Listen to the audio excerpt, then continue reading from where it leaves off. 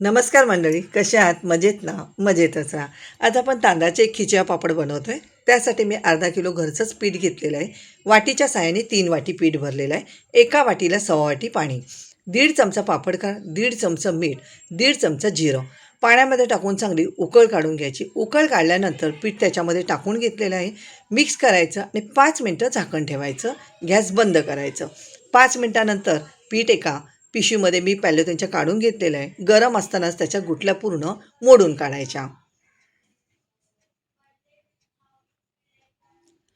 आता इथे आपलं पीठ पूर्ण तयार झालेलं आहे. पिठाचे लांबट आकारचे गोळे तयार करून घेतले. आता थोडंसं मी तेल लावलेलं आहे आणि पीठ आपल्याला इथे 2 शिट्या काढून घ्यायच्या कुकरमध्ये, म्हणजे पीठ आपला पूर्ण हलका होतो.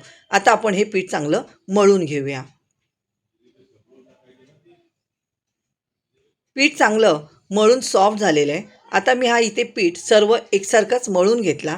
मळून घेतल्यानंतर ह्या पिठाचे मी लांबट असे रोल तयार करून घेतले आणि एका भांड्यामध्ये झाकण ठेवून द्यायचं, म्हणजे पीठ सुकत नाही आहे. आता ह्याच्यामधले छोटे छोटे गोळे तयार करून घेतलेत. आता पॅलेथॉनला थोडंसं सुरुवातीला तेल लावून घ्यायचं. प्लेटचा वरून दाब द्यायचा आणि जसा पाहिजे तसा लाटण्याने आबडधोबड जरी पापड लाटला तरी काही हरकत नाही, कारण इथे आपण डब्याचा वापर केला आहे. मग एकसारखे पापड चांगले गोल येतात.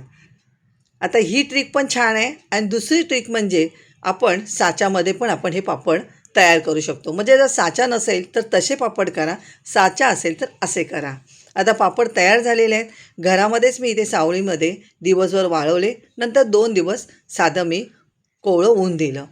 सुकलेत चांगले पापड. आता तळून बघूया. तळल्यानंतर बघा पूर्ण पापड मोठा तर झालाच, पण पूर्ण हलका आणि खुसखुशीत. नक्कीच असे पापड करू.